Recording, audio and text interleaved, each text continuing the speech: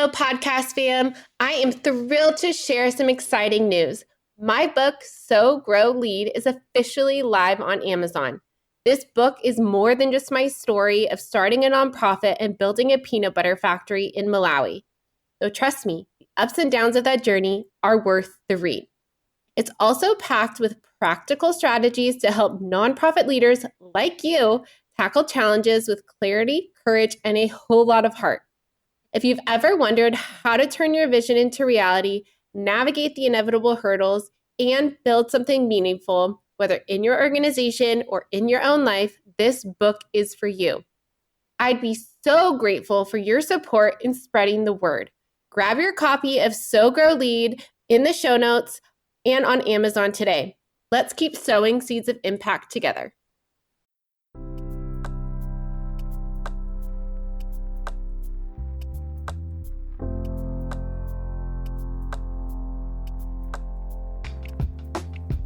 Are you a nonprofit professional who's feeling overwhelmed and burnt out? Well, welcome to the Lead with Heart podcast. I am your host, Haley Cooper.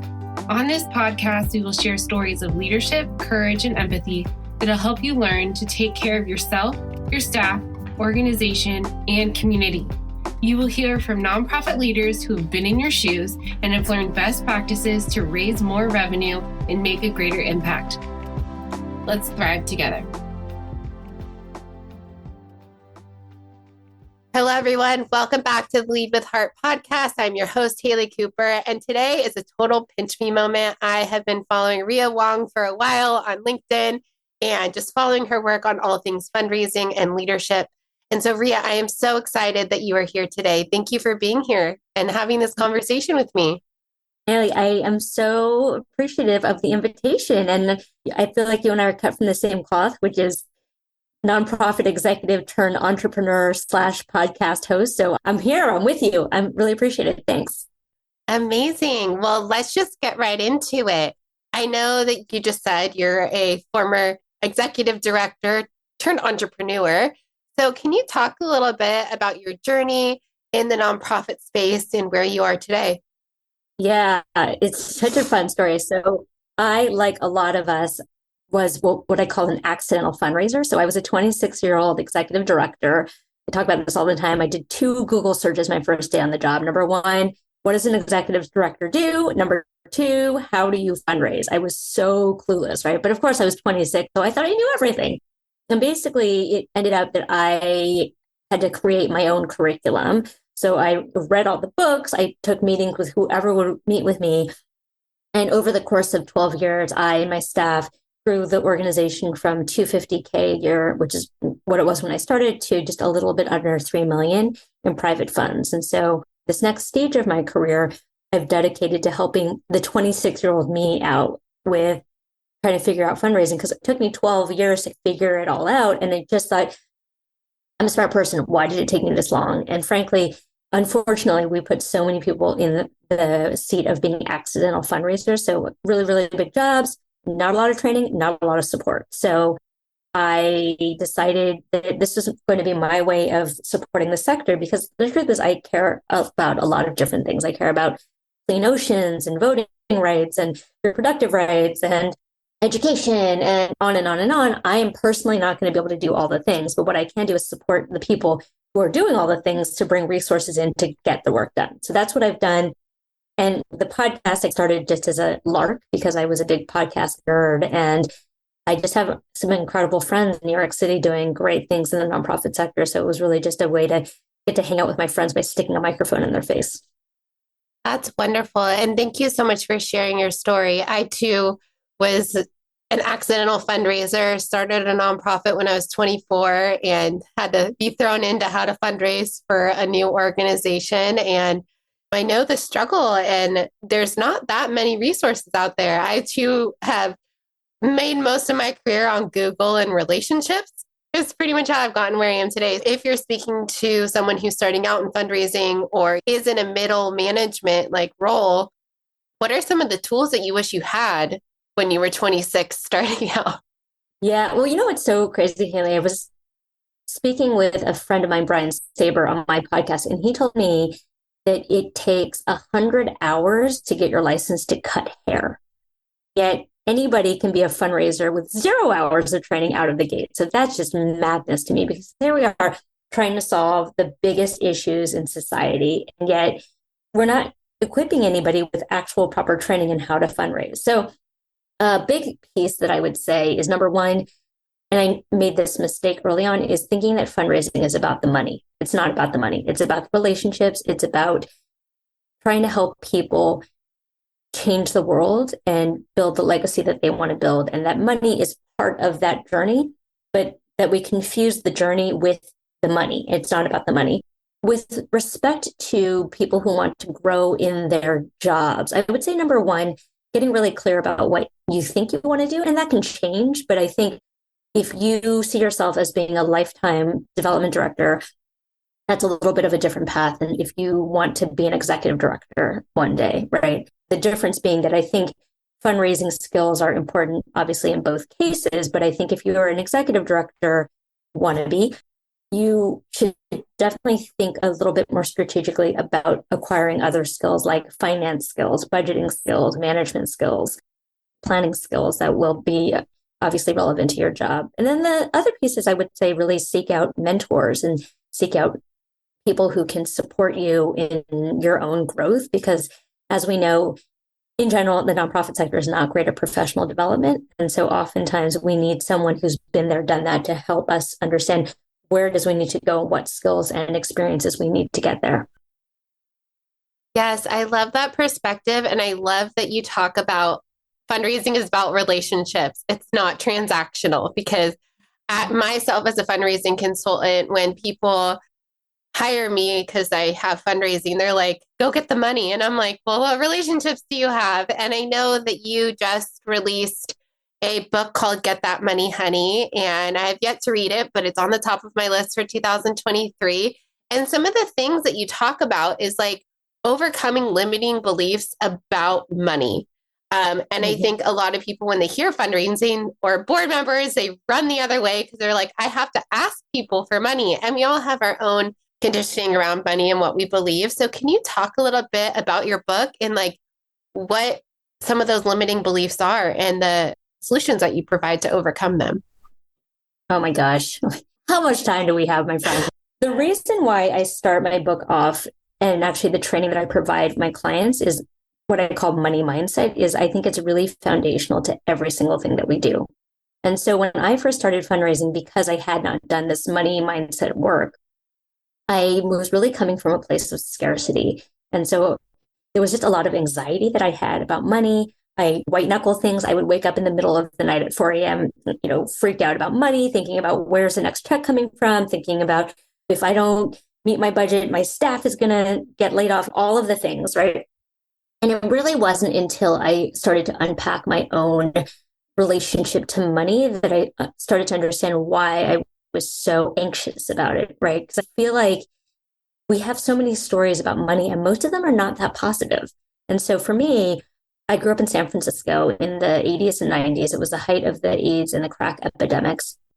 And I remember once walking down the street with my dad. I was 8 years old, and I saw a man sitting on the curb with a sign that said, "Homeless vet, please help." And so I dug in my pocket. I gave him a quarter. And my dad saw me and spun around and he said, "Oh, you're so rich now, you can just give money away." And so in that moment, I felt shame, right? Because I'm 8 years old. I was in trouble, but I didn't know why. And it wasn't until many years later that I realized that in my family, because my grandparents are immigrants to this country, that the feeling, the emotion that my family had imbued about money was it was about stability and survival. And that by giving away money, we were giving away the stability and survival. And so psychologically, I was putting my own baggage onto other people. And in a sense, also somewhat believing that by asking them to give money, I was asking them to experience the shame that I had experienced when I give away money. And so it wasn't until I unpacked that memory and really unpacked for me, what does money mean in my family and what does it mean for me, that I started to understand that you can also invite people to give as an expression of their values and as an expression of the things that they want to see in the world. And that some people in this world love to give money. Some people see it as honor and a privilege to give money to the things that they care about. And I think that one transition helped with everything. So to answer your question, I think in the nonprofit sector in particular, we really come from this scarcity mindset of believing that like this is the last donor or the last conversation I'm ever going to have, the last program officer. And when we approach a conversation like that, it becomes, we put out that desperate energy. You know, I love a dating analogy. So it's almost like when you're trying to get a date and you're just desperate like that. No one wants to date that, right? Like no one wants to date desperate. But if you come with the energy of like, we're doing this amazing thing and we'd like to invite you to come along with us. And also it's okay if this is not your thing, right? Because there are lots of people in the world. So if we shift our belief that there are, in fact, a ton of people in the world with a ton of resources who want to be part of the thing that we're doing, and it's just a matter of finding them, we can approach the whole act of fundraising with a lightness. And it's not so heavy. It's not so desperate. It's not so based in fear. Thank you so much for sharing your story and your own experience with money. I think it gives, I love on this podcast sharing stories just because people, I think, feel alone in fundraising. And like you said, they have to do it alone, go get that dollar. And so thank you for sharing your story. And maybe some people can relate. I want to dive a little bit deeper into the scarcity mindset and like what that looks like and how an organization can shift to an abundance mindset. So what does that look like practically of like shifting from we don't have a dollar, we got to go get it to like there is an abundance of people and abundance of resources? Because what I found is it's not necessarily just money that can help support your organization. There's volunteers, there's partners, like there's an abundance of resources, not just money that can support your organization. So how can organizations start to shift that mindset? Yeah, Haley, that's such a good question. So I think first and foremost, it really starts with yourself, right? It starts with one person. And so I like to quote my friend Eugene Choi a lot. So our brains are ever in one of two modes. It's either survival or executive mode. Most of us spend 70% of our lives in survival mode. And survival mode is when you're in the fight, flight, freeze mode, when you're interpreting things as a threat, when you're reacting. And that's when we get into fear. That's when we get into aggression. That's when we get into anxiety. And then if we shift to the executive mode, that's where we engage our prefrontal cortex. And that's when we get into generative thinking. That's when we get into creativity and flow state. So I think first and foremost is really to recognize the narrative that you have going in your own mind, right? And for those of you who are on my newsletter list, I talk about this all the time. It's all about mindset. Because I often think about pro athletes as an example, right? There's a point at which your skills they get you in the door, but at a certain point, they're not going to get you to the top. And it's really about what kind of mindset are you coming into this space with? And so I think number one, I would say slow yourself down and actually listen to what you're saying to yourself behind the scenes, right? Because I think we all have this ongoing dialogue in our heads. And it's usually negative, right? Oh God, like we're not going to get that gift. I'm such an idiot. Why did I say that? Blah, blah, blah, blah, right? So first, slow down, think about what you're saying, and then make a conscious decision about, is this actually true? Is this thing that I'm thinking based in fact? Is it based in the history? Is it based in anything that can actually be proven? And if not, can I change the narrative? Because the things that we think trigger our feelings about stuff. So what happens is, not to get too nerdy about it, but essentially once your brain absorbs stimulus, your hypothalamus, which is another part of your brain, pumps out peptides into your body and then creates feelings. So our thoughts creates our feelings, which create the actions that we take, which then creates our outcomes and our results. And so I think the first step is to really think about what meaning am I making of this? So what story am I telling about this thing that happened? And then what emotion is that bringing out of me? And therefore, what results am I getting? And can I then change the story? So instead of like, oh, I'm such an idiot, why did I say that? Blah, blah, blah. Can it be like, okay, well, maybe this wasn't the right ask for this particular donor, or maybe this is not their thing. Was there something I can learn from that? Or maybe is there an opportunity to re-engage? Or maybe this is just someone who's never going to be along with us for the ride. Are there other people that I can ask, right? So I think if we can just stop beating ourselves up and stop coming from a belief that there's not enough in the world, I think we can then get out of fear and start to think creatively and expansively about what there is out there.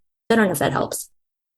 Yes, I love that. And my word for 2023 is curiosity, because I am the worst critic of myself and always get into that negative story mindset and spiral into, I'm not good enough. And so curiosity for me is what you said, like questioning, is this thought fact-based? Is this thought true? And getting curious about how I can change that mindset. So I love that. You mentioned a little bit earlier about nonprofits and getting desperate. And I would love to dive a little bit deeper into that and like how storytelling plays into that, because we're recording this in December. It's the height of year-end giving. And I've seen nonprofit appeals both ways. Like I've seen it where we have a deficit in our budget. You have to help meet that. And that's where it's the desperate, right? And you're not most inclined to give when someone's talking out of a place of desperation. More so, I always like to say, and you can obviously give more insight into this, is like, if this isn't met, this life won't be saved. And so having that, and in your book, I know you talk about the art of storytelling. So how can you use the art of storytelling from going from that place of desperation into really helping communicate what your actual needs are?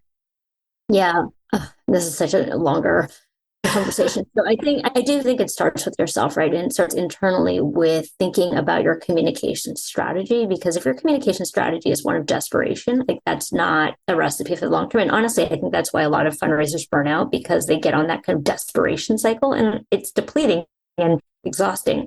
I think it's number one about getting clear from a communication standpoint with what feeling do we want our donor to have about our work, right? Because I really think it's about, what's that Maya Angelou once said? People will forget what you said and what you did, but they'll never forget the way you make them feel.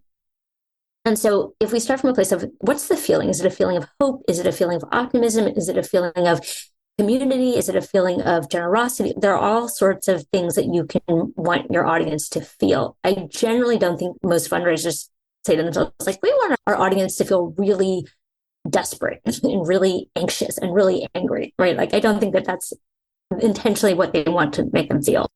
And then you build your communication around that. So you think about, okay, if let's just say, for an example, we want a real feeling of hope. Okay, well, what are the stories that we can tell our donors and our community about the hope that we both provide and support to our clients? What are the stories that help to engage the emotion? Because ultimately, I think about another person whose work I follow closely, Dr. Russell James. He put people in an MRI machine and he talked to them about business stuff, and one part of the brain lit up. And then he talked to them about philanthropy, and a different part of the brain lit up. And it's the same part of the brain that lights up when you talk about family. So we know that philanthropy is inherently emotional, because for those of us in the holiday season, we know that family doesn't make a lot of sense sometimes. So there's a lot of emotion there.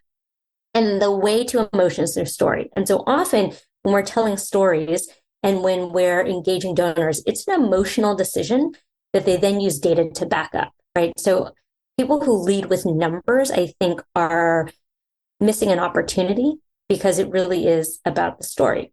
And then I also think we have to think about communications through the lens of what is the purpose of it, right? And so to my mind, every piece of communication you put out should be about building trust, because ultimately trust equals donations. And there are three types of trust that everybody should be thinking about. The first kind of trust is competency trust, which is, are we good at the things that we say that we're good at? Are we effective? Have we actually made the change that we said that we are? The second trust is, does somebody that I trust me, right? So we know that referrals are very strong. We know that a friend tells me that this is a great organization. I'll probably donate because I love my friend, I trust my friend. And then the third is caring trust. Do you care about me as a person? And I think often where we fall down as a sector is we're not great at stewardship. We're not great at making people feel that their contribution has been important, that they are special to us. Sometimes we fail to even tell them what we did with their money, and then we wonder why they don't donate again. I'm like, well, at the end of the day, if I donate to you because I believe that there's some kind of change that I want to see in the world, and you don't actually tell me if my contribution made any kind of difference, and like, it's probably not likely I'm going to give to you again.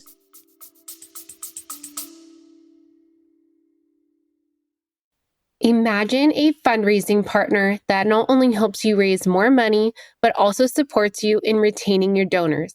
A partner that helps you raise funds both online and on location so you can grow your impact faster.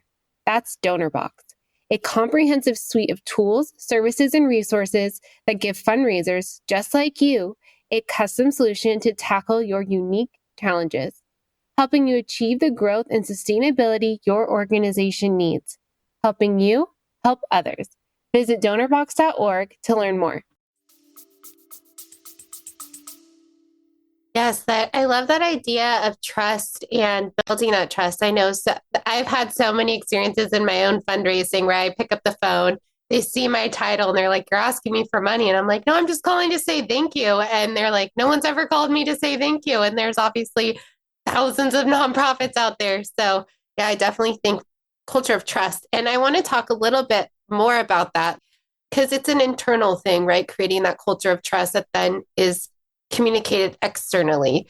So can you dive a little bit deeper and give some insight into like how to really build that culture of trust? Like you said, trust with me and showing that you actually care about me. What are some things that people can do to really facilitate that within themselves, within their organization, and external to the world? Yeah. I mean, again, Haley, I think it starts with self, right? So if it's about intention, if I am reaching out to people knowing that I have an agenda, that if I'm like, oh, well, I'm calling to say thank you, but really it's because I'm trying to queue you up for the next ask. People know that. And particularly in New York City, where I feel like we have a very strong BSO meter, people know. So I think that key here is number one, to actually have a stewardship plan where you are touching base with people. And that could look like handwritten notes. I mean, your mom was right. Handwritten notes go a long way. Saying thank you, telling me what I did with your gift. It could look like inviting me out to coffee. It could look like inviting me to see the work in action, right? And it will depend. Everyone wants a different level of engagement. But I think, first of all, you need to think about what is the intention behind the reach out? Is it just to cue someone up for the next step, or is it actually genuinely to build a relationship? And then the second piece is, do I actually have operational plans to how to continue to engage people? Because again, I think we get so busy, and I get it, like we're all overworked and understaffed, but if it's not written down, it's probably not going to happen.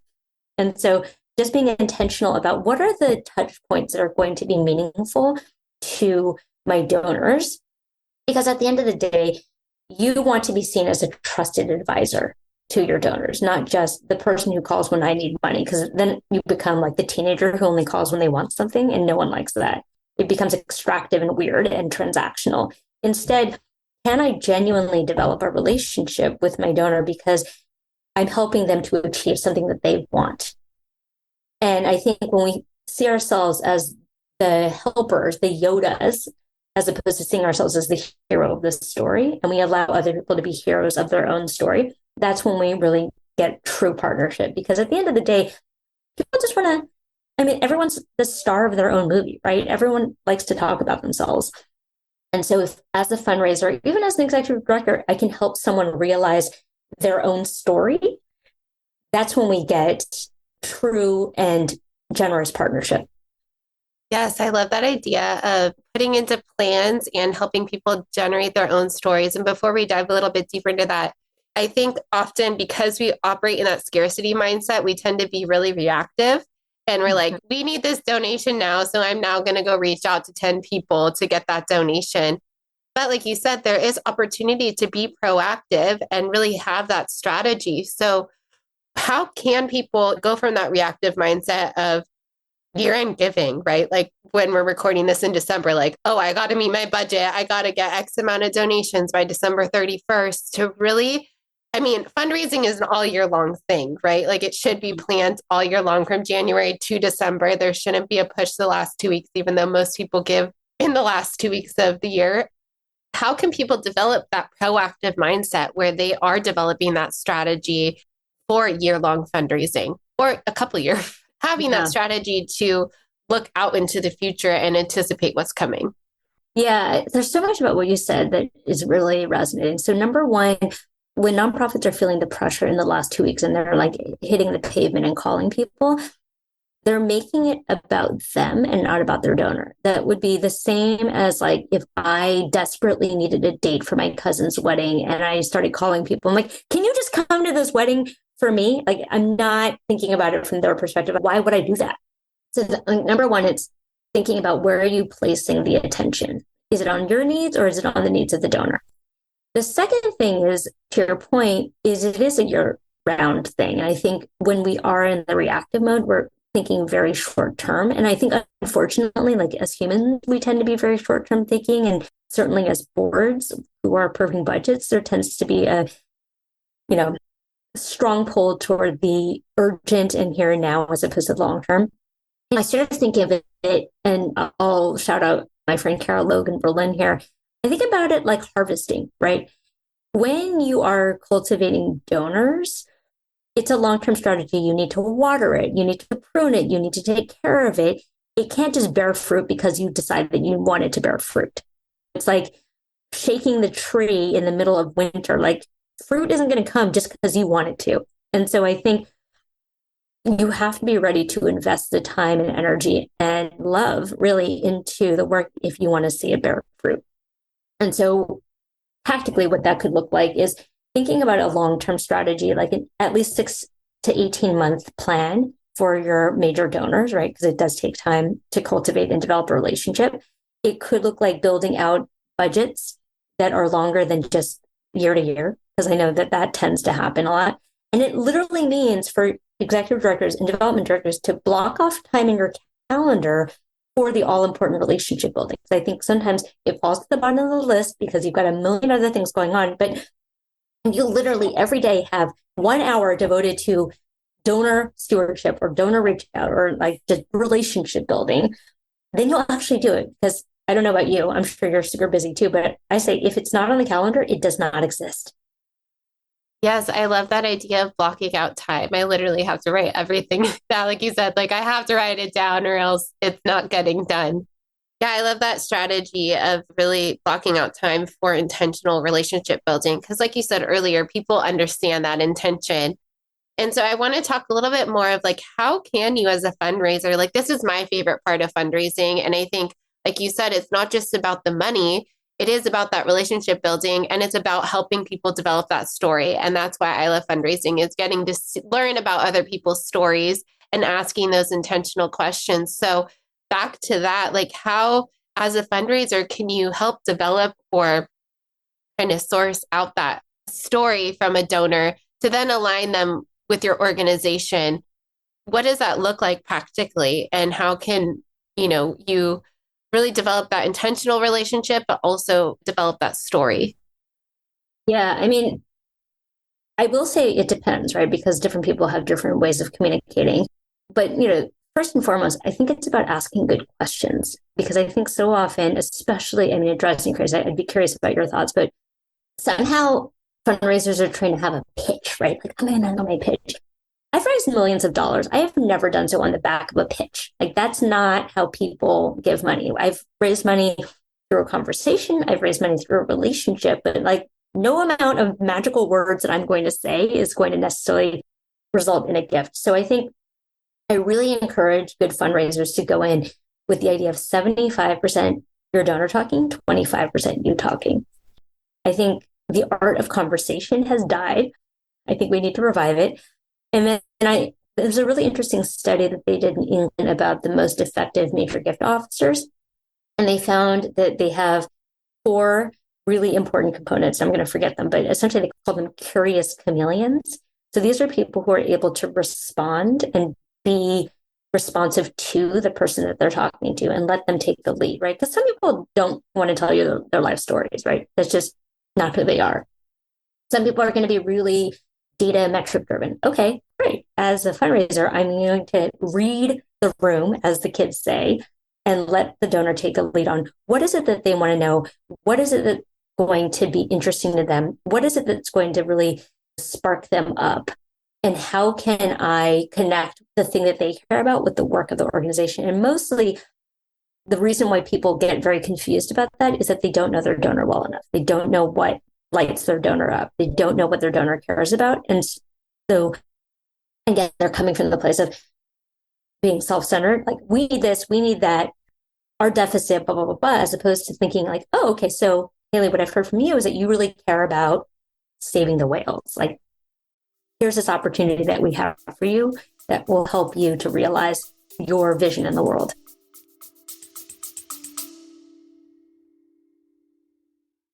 Hey there, podcast family. If you're like me and deeply committed to improving your leadership skills and fostering better connections with your team, I've got something truly amazing to share with you. I'm proud to introduce the EMC Masterclass, something I talk about often as a certified trainer.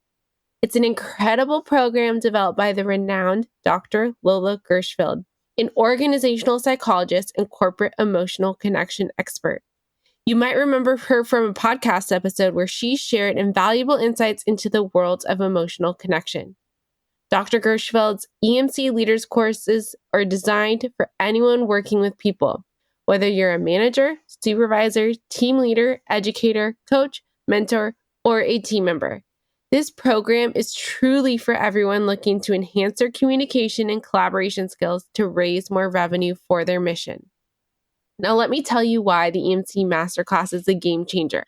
Dr. Gershfeld's groundbreaking emotional connection process has been integrated into top universities' curriculum and recognized by international organizations like ICF, HRCI, and SHRM. Humans are wired to seek emotional safety, and when we feel safe, we're more likely to take risks, share innovative ideas, and collaborate effectively. The EMC process is the catalyst for creating that emotional safety within your team. The virtual EMC Masterclass consists of 8 modules with 4 hours of expertly recorded material, 13 quizzes to reinforce your learning, and a workbook filled with activities for offline practice and something I still refer to daily. Ready to become an emotional connection master? Dr. Gershfeld is offering an exclusive detail for our podcast listeners. Use the code LEADWITHHEART to enjoy a generous 10% discount on the EMC Masterclass. Head over to emcleaders.com and enroll in the EMC Masterclass today. Yes, I love that. And I love that you say 75% is listening to donors, because conditioned to believe that this is a whole nother topic, but like fundraising, you have to be extrovert, you have to be able to hold the conversation, but really a lot of the time it is even after an ask, right? You need to shut up and be silent and not fill in all the awkward gaps. And I wanted to talk a little bit about how to become more responsive, because in my own work that I teach, it's really about engaging with people. Want to understand that you're here for them. You understand them. You're hearing them. Like, I always talk about self-awareness. So how can you become more responsive in those situations? Because it's not stuff you learn in school. It's not stuff that you learn in leadership training on like how to become more responsive. What are some strategies that people could use to really hone in on that art of conversation and responsiveness? So, sorry, just to clarify, do you mean responsiveness within the conversation or responsiveness in the back and forth between communication? I would say communication. So I would actually tweak what you said a little bit, which is, I don't know that it's about responsiveness. I think it's about receptiveness, because I think we actually do respond and we're very quick to respond. I mean, I know that one of my great life challenges is being quick to respond, right? And so a friend of mine, Jason Frizzell, shared this, and I think it's really great, is there are really 3 levels of listening. The first level of listening is listening to respond. Like, oh, I'm listening for the problem. I'm a problem solver, right? I have an agenda. Level 2 listening is listening without an agenda, just creating space for people to say what they are going to say. And level 3 listening is listening for what's not being said. And so I think if we as fundraisers if we can get to level 2, that would be great. If we can get to level 3, that's awesome. Ultimately, people want to be known, they want to be seen. And so as fundraisers, I think we just have to open the space for people to tell us who they are and what they care about and what really lights them up or doesn't, or like makes them mad or doesn't, right? And so it's almost like therapy. And I think that the way that we do it is we just practice. And I know that it's a work in progress. Like, I don't know that I am a great listener. You can certainly ask my husband about that. I think having a podcast has actually been really helpful because it's helped me to really listen in. But I would say, even in your everyday life, practice listening to people and practice listening without an agenda, practice listening without trying to solve problems, and get comfortable with silence. The other thing I would direct people to is there's this really excellent book by this guy, Chris Voss. He was an FBI hostage negotiator, and it's called Never Split the Difference. It's about negotiation, but I did a training with him. I thought it was really excellent. And it's about tactical empathy, right? Because at the end of the day, we, as you say, our donor wants to feel like we see them, we hear them, we understand them. That's what we all want as human beings. And so if we can use techniques like labeling, like mirroring, what they call accusation audit, to help our donors understand that we understand, then we're on the same side of the table. Then it's not me negotiating with you. It's, hey, here's a problem. How are we going to solve it together? Yes, I love that idea. And thank you so much for sharing those resources. And we'll be sure to link them in the show notes so that you have access to them as well. You talked about fundraising and executive directors a little earlier, how they should, obviously fundraisers, that's your title, to have fundraising, and that's what you do. But as executive directors, you are managing the whole organization. You are doing a lot. And I feel CEOs should prioritize fundraising. But how can a fundraiser manage up to make sure that their CEO or executive director or board, I guess, is involved in that fundraising process? Oh, friend, you're asking such a question. So I often say this, and this is like a real eye-opener to a lot of executive directors or CEOs, which is I really believe that 65 to 80% of your time needs to be spent on fundraising, which is like, it blows people's minds because I think that they are spending nowhere near that amount of time on fundraising. Now, why do I think that that's true? Because number one, I think as the head of the organization, you are the face of the brand. And there is nobody who's more uniquely positioned to represent the brand to external audiences than you. It's like being a university president, right? Like, you might have started because you were a really good lecturer and published books or whatever. When you become a university president, you're out there trying to raise money to get resources for the rest of the university to run. Same here with the nonprofit. And so oftentimes, I think executive directors don't spend the time that they need to on fundraising because they have anxiety about it. And so they hire a development director to do the stuff that they don't want to do. When I hired a development director, I said to the board, let's be really clear. When we hire this person, you all are going to work much harder on fundraising, and I will as well. So if we're not prepared to do that, then we should not hire a development. With respect to the hows, I would really recommend that every executive director gets really honest with themselves about where they're spending their time. And anything that falls outside of what I call the zone of genius, where passion and proficiency meet, either has to be delegated away, automated, or eliminated, because the amount of time that you spend on fundraising is directly proportional to the amount of money that you bring in the door. And so I think it's about, with development directors as well, making sure that you're having weekly check-ins or regular check-ins with your ED and talking about the work and talking about who's going to do what. Here's how it has to happen. Here's the date by which it needs to happen. And the same goes for the board, right? Because what's that term? You manage what you measure. And so it's constantly about keeping it top of mind, because I get it. As an ED, you're seeing all of the things happening. It's very easy to get sidetracked, and it's particularly easy to get sidetracked doing stuff that you like doing. So a lot of times, I know there are many EDs who come up through program work, and they're like, oh, I'm going to go do that because I know how to do that, and it feels good. It feels good to like hug the panda bears, right?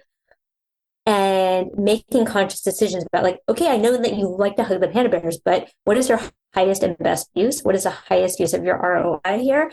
And so I'm going to need you to stop hugging the panda bear and start talking to donors about other people hugging the panda bears.